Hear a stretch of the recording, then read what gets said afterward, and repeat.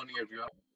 Today, I'll be talking about the importance of ICD insertion in a patient post kyphotic deformity correction surgery.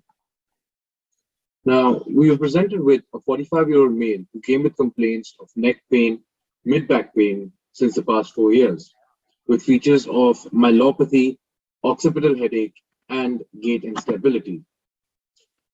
The patient was diagnosed to have T6 to T7 hemivertebra with kyphotic deformity and myelopathy, as well as being a known case of seizure disorder. These are the x-rays preoperatively along with the chest x-ray.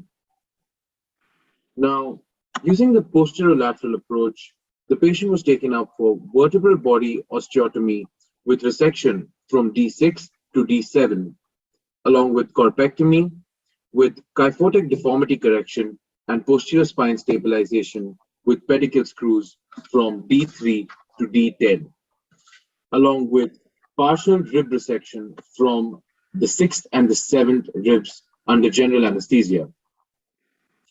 Postoperatively, on post-op day 2, the patient developed chest pain and breathlessness while he was being made to sit with a Knight Taylor brace, and a saturation dropped to 70% at room end. The patient had decreased breath sounds on the left side.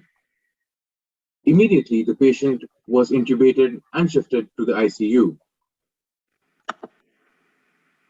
2 days later, the patient underwent a bronchoscopy on the post-op day 5 under local anesthesia, where the left bronchus mucus plug was removed, following which the patient was maintaining on non-invasive ventilation.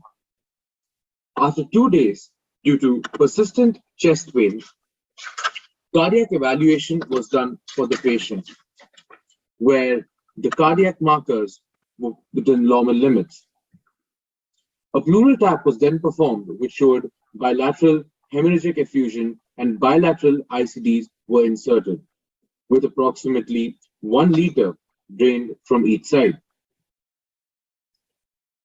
Following which, the patient's saturation improved following the ICD insertion, and the patient was maintaining on 4 liters of oxygen on nasal prongs.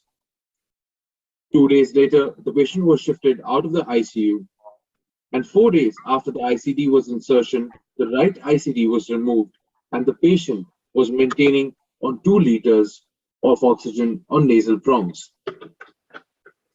2 days later, the left ICD was removed, and the patient was weaned off of oxygen and was maintaining oxygen at 95% SpO2 at room air. The patient was started on chest physiotherapy soon after and was mobilized with a Knight Taylor brace, following which the patient's SpO2 was monitored continuously, but showed no changes.